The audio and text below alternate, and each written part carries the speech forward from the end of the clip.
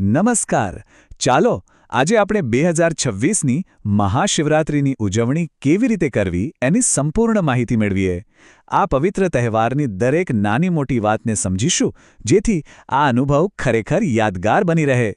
તો મનમાં પહેલો સવાલ એ જ આવે કે આ પવિત્ર રાત્રિની ઉજવણી કરવી કઈ રીતે? પણ જરાય ચિંતા ન કરતા. આપણે એક પછી એક દરેક સ્ટેપને એટલી સરળતાથી સમજીશું ને કે આખી આધ્યાત્મિક યાત્રા એકદમ સહેલી અને ખૂબ જ અર્થપૂર્ણ લાગશે. તો ચાલો સૌથી પહેલા અને સૌથી અગત્યની વાત, તારીખ અને સમય જાણી લઈએ કે 2026માં મહાશિવરાત્રિ ક્યારે છે. તો નોંધી લેજો, 2026માં મહાશિવરાત્રિનો મુખ્ય દિવસ છે મંગળવાર 17 માર્ચ. આજ એ દિવસ છે જ્યારે આપણે ભગવાન શિવની વિશેષ પૂજા અને આરાધના કરીશું. પણ અહીંયા એક ખાસ વાત સમજવા જેવી છે. જે પવિત્ર સમયગાળો છે, જેને આપણે ચતુર્થશી તિથિ કહીએ છીએ, એની શરૂઆત તો 16 માર્ચની સાંજે લગભગ 6:10 જ થઈ જશે અને એ પૂરી થશે 17 માર્ચની રાત્રે 8:30 વાગ્યે. એટલે કે જે આખી આધ્યાત્મિક ઊર્જા છે એનો પ્રવાહ તો એક દિવસ પહેલા સાંજથી જ શરૂ થઈ જશે. સારું, તારીખ અને સમય તો સમજાઈ ગયા. હવે આપણે આગળ વધીએ અને સમજીએ કે આખી રાત દરમિયાન પૂજા માટેના ખાસ સમય કયા છે, જેને પ્રહર કહેવાય છે. જુઓ, શિવરાત્રિની આખી રાતને 4 ભાગમાં વહેંચવામાં આવી છે. આપણે એને 4 પ્રહર કહીએ છીએ. દરેક પ્રહર લગભગ 3 કલાકનો હોય છે. સાંજ 6:30 થી શરૂ કરીને સવારના 6:30 સુધી. આ અલગ અલગ સમયમાં પૂજા કરવાથી જુદા જુદા ફળ મળે છે અને શિવતત્વ સાથે ઊંડાણપૂર્વક જોડાવાની એક સરસ તક પણ છે. તો પોતાની અનુકૂળતા મુજબ કોઈપણ પ્રહરમાં પૂજા કરી શકાય છે. જો કે આખી રાત્રિમાં એક સમય એવો છે જે સૌથી વધુ શક્તિશાળી અને શુભ માનવામાં આવે છે, અને એ છે નિશિતાકાળ. આ બરોબર મધ્યરાત્રિનો સમય છે. એવી માન્યતા છે કે આ સમયે ભગવાન શિવ પોતે પૃથ્વી પર ભ્રમણ કરે છે. 2026માં આ સમય 17 માર્ચે રાત્રે 12:05 થી 12:55 સુધીનો રહેશે, એટલે કે લગભગ 50 મિનિટ. આ 50 મિનિટમાં કરેલી પૂજા સૌથી વધુ ફળદાયી ગણાય છે. ચાલો હવે સૌથી પ્રેક્ટિકલ વાત પર આવીએ. પૂજાની સાચી વિધિ શું છે? આપણે એને સ્ટેપ બાય સ્ટેપ સમજીએ, જેથી દરેક ક્રિયા એકદમ શ્રદ્ધાપૂર્વક કરી શકાય. તો પહેલું પગલું છે વ્રત અને તૈયારી.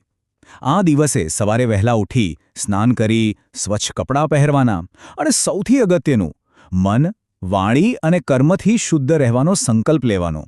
જુઓ, આ ખાલી એક ક્રિયા નથી, પણ આપણી આધ્યાત્મિક શિસ્તની શરૂઆત અહીંથી થાય છે. પૂજા શરૂ કરીએ પહેલાં બધી જરૂરી સામગ્રી ભેગી કરી લેવી, જેમ કે શિવલિંગ, ગંગાજળ, પંચામૃત બનાવવા માટેની વસ્તુઓ, ફૂલ અને હા, ખાસ કરીને શિવજીને જે અત્યંત પ્રિય છે એવા બેલપત્ર. આ બધી વસ્તુઓ આપણી પૂજાને એક સંપૂર્ણતા આપે છે.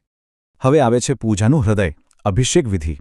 શિવલિંગને શુદ્ધ જળ, ગંગાજળ, પંચામૃત અને દૂધથી સ્નાન કરાવવામાં આવે છે. અને જ્યારે આ અભિષેક કરતા હોઈએ ત્યારે ઓમ નમઃ શિવાય મંત્રનો જાપ સતત ચાલુ રાખવાનો. ખરેખર આ ક્રિયા આપણું અહંકાર ઓગાળીને સમર્પણનો ભાવ જગાડે છે.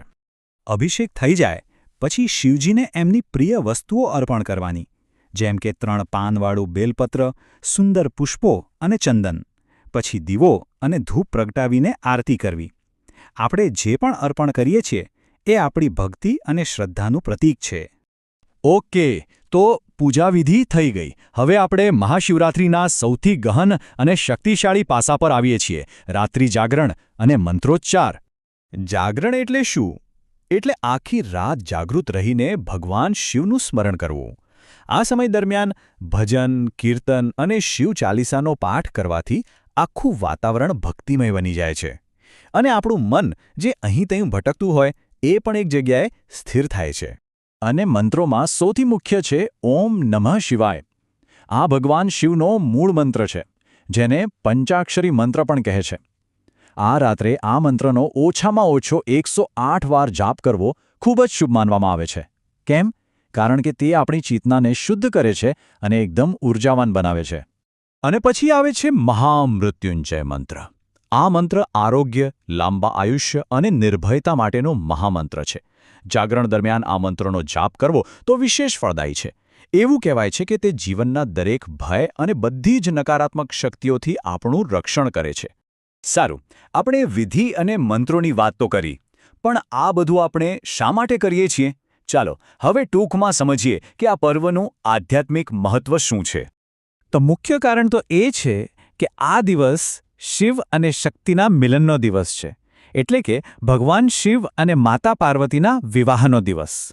અને એવું માનવામાં આવે છે કે આ રાત્રે કરેલી સાધના આપણા પાપોનો નાશ કરે છે, મનની ઈચ્છાઓ પૂરી કરે છે અને જીવનમાં સાચી શાંતિનો અનુભવ કરાવે છે. અને હવે છેલ્લું અને અંતિમ ચરણ, વ્રતનું સમાપન એટલે કે પારણું. બીજા દિવસે સવારે સ્નાન કર્યા પછી પોતાની શક્તિ પ્રમાણે દાન પુણ્ય કરવું અને પછી જ ભોજન ગ્રહણ કરીને વ્રત ખોલવું. બસ આટલું કરવાથી આપણું વ્રત સંપૂર્ણ ગણાય છે. તો આ હતી 2026ની મહાશિવરાત્રિ માટેની એક સંપૂર્ણ માર્ગદર્શિકા. હવે અંતમાં એક પ્રશ્ન આપણે સૌએ પોતાની જાતને પૂછવા જેવો છે. જો આ શિવરાત્રિ પૂરી શ્રદ્ધા અને ભક્તિથી ઉજવવામાં આવે તો તે આપણા જીવનમાં કેવું સકારાત્મક પરિવર્તન લાવી શકે છે? આ વિચાર સાથે જ આપ સૌને પ્રણામ. હર હર મહાદેવ.